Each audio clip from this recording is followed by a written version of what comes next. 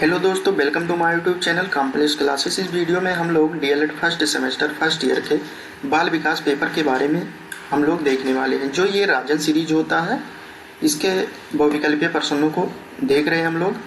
तो ये class number 6 है और इसके पहले हमने 5 क्लास कर चुके हैं।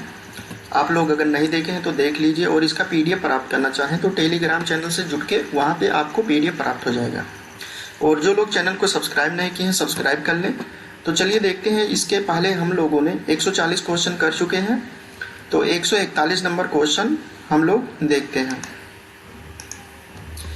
वंशानुक्रम माता पिता से संतान को प्राप्त होने वाले गुणों का नाम है। यह परिभाषा किसने दिया है?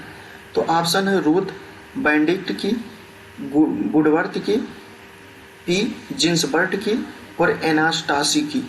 तो इसका राइट आंसर है यहाँ पे ये रूथ बेनेडिक्ट की। 142 नंबर है। निम्नलिखित में से कौन सा चिंतन में प्रयुक्त होने वाली सामग्री के अंतर्गत नहीं आता है? ऑप्शन दिया है पदार्थ, प्रत्यय, प्रतिभा और संवेदना। तो इसका राइट आंसर जो है ये पदार्थ होता है। 143 नंबर है। बालक के कोषों और पेशियों में समय के साथ साथ होने वाले वह परिवर्तन जिसके कारण वह निश्चित समय पर ही कोई कार्य करने योग्य होता है कहलाता है। तो ये जो क्वेश्चन ये है हम लोग पहले कर चुके हैं। ये परिपक्वता मैच्योरिटी कहलाता है। 144 नंबर है। माता पिता तथा अन्य पूर्वजों से बालकों को जो आनुवंशिक गुण प्राप्त होते हैं उसके वाहक होते हैं, उसके वाहक जो होते हैं जीन्स होते हैं। ये भी क्वेश्चन हम लोग पिछले वीडियो में देख चुके हैं। सामान्य स्तर के बालक की बुद्धि लब्धि कितनी होती है?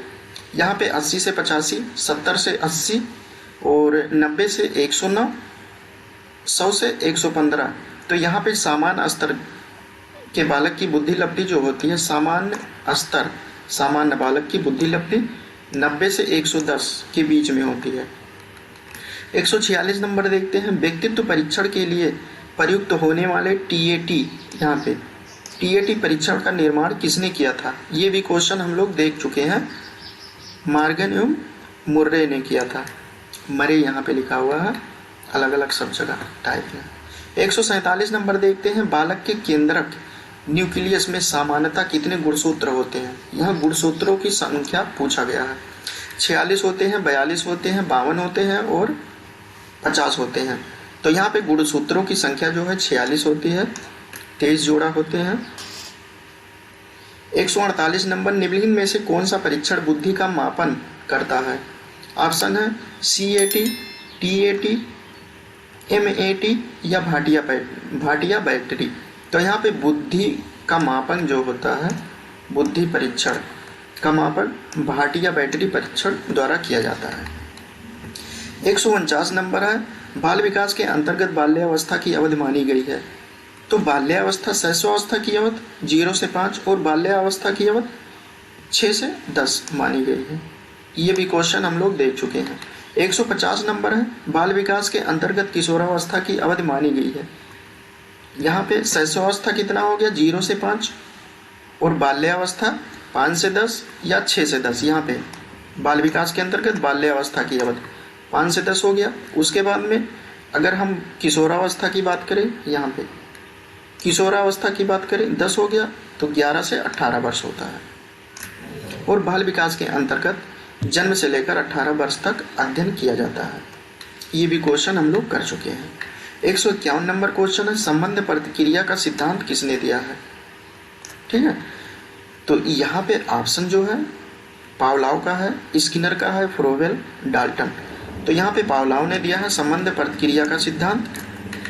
152 है। चिंपैंजी बनमानुस, ये बहुत आया है। चिंपैंजी बनमानुस पर आधारित सूझ का सिद्धांत, यहाँ पे सूझ एवं अंतर्दृष्टि का सिद्धांत किसने दिया है? चिन्ह पूर्णाकार कहीं पे है, यहाँ पे देखिए अंतर्दृष्टि, समग्र सिद्धांत, पूर्णाकृति सिद्धांत।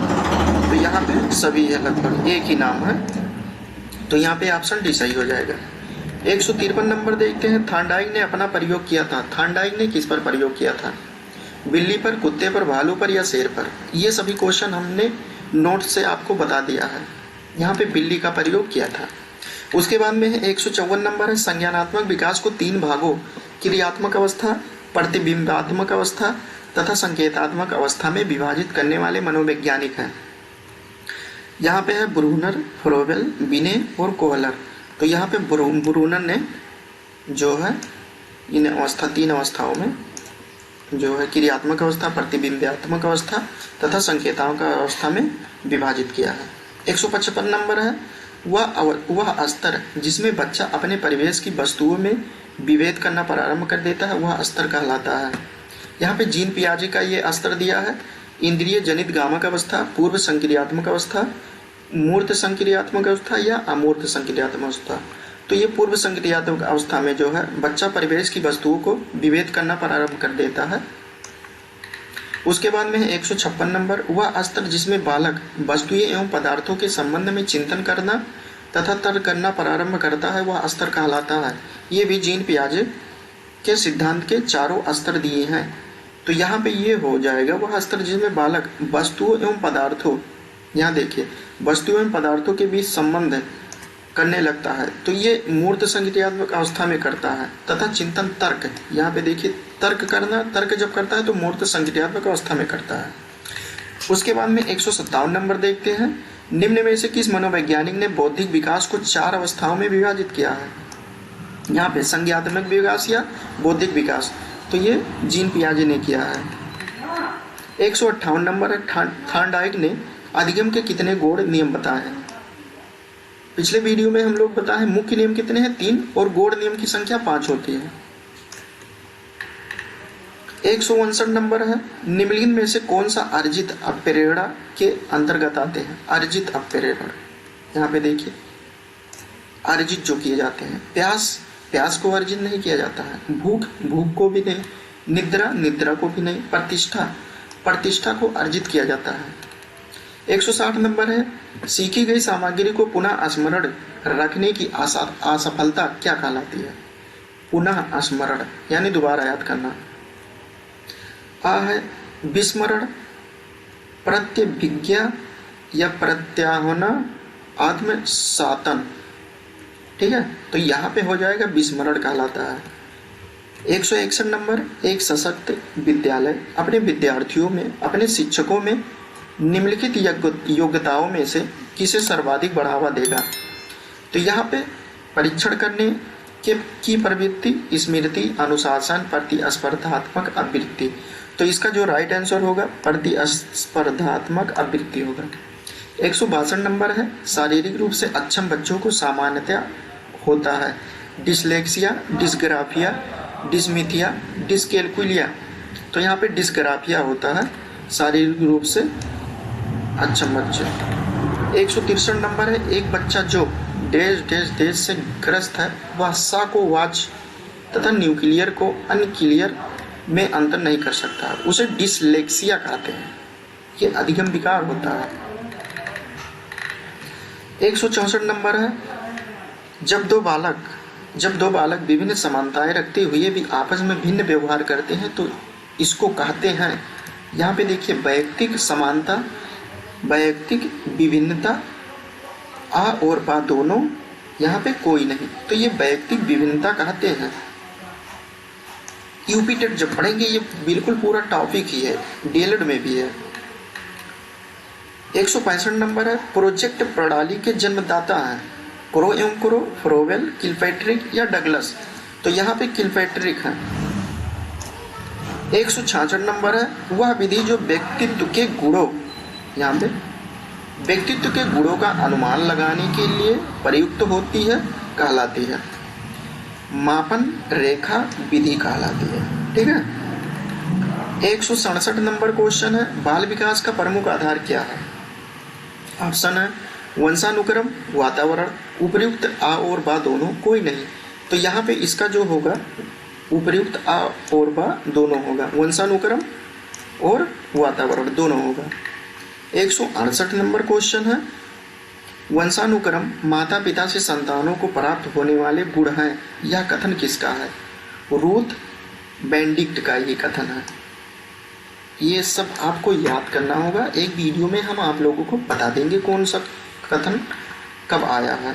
169 नंबर है बाल विकास की अवस्थाएं हैं बाल विकास की अवस्थाएं, बाल विकास के अंतर्गत शैशवावस्था, बाल्यावस्था, किशोरावस्था का अध्ययन किया जाता है, तो यहाँ पे उपयुक्त सभी हो जाएगा। 170 नंबर है, प्रतिभाशाली विद्यार्थी हैं, अपनी आवश्यकताओं को दृढ़ता पूर्वक नहीं कर पाते, अपने निर्णयों में आत्मनिर्भर होते हैं, शिक्षकों से स्वतंत्र होते हैं या स्वभाव में अंतर्मुखी होते हैं। तो यहाँ पे जो राइट आंसर है, अपने निर्णयों में आत्मनिर्भर होते हैं। 171 नंबर है, आरटीआई 2009 भारत में कब लागू हुआ था? 2 अप्रैल 2010, 2 अप्रैल 2009, 1 अप्रैल 2010, 12 अप्रैल 2010। अब ये क्वेश्चन कहाँ आया है? रीट में आया है, यूपी टेट में आया है, बहुत जगह ये क्वेश्चन आ चुका है। तो इसका जो राइट आंसर होगा 1 अप्रैल 2010। इस बार इसकी बारी है 2024 में आने की। 172 नंबर क्वेश्चन है, जब बालक स्वयं परीक्षण करता है और नए कार्यों को अपने अनुभवों के आधार पर सीखता है, वह अधिगम की कौन सी विधि होती है? स्व अधिगम, सामग्री अधिगम, परीक्षण करके सीखना, तथ्यात्मक अधिगम। यहाँ पे देखिए स्वयं परीक्षण करता है, तो इसका जो हो जाएगा स्व अधिगम, यहाँ पे परीक्षण करके सीखना, स्वयं परीक्षण करता है ना, सही होगा। 173 नंबर है, नैतिक विकास के सिद्धांत के प्रतिपादक। यहाँ भी ये भी क्वेश्चन हम लोग कर चुके हैं, ये कोहलर है। वाइगोस्की के अनुसार बच्चे अपने साथी समूह के सक्रिय सदस्य कब बनते हैं? यहाँ पे देखिए साथी समूह, पीयर ग्रुप, पूर्व बाल्यावस्था, बाल्यावस्था, पूर्व किशोरावस्था, किशोरावस्था।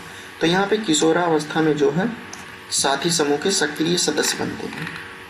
175 नंबर है, कक्षा में एक प्रभावी शिक्षक अधिगम प्रक्रिया होती है जब शिक्षक बच्चों के ज्ञान को पढ़ाई जाने वाली नई संकल्पना के साथ जोड़ने में सहायता करता है।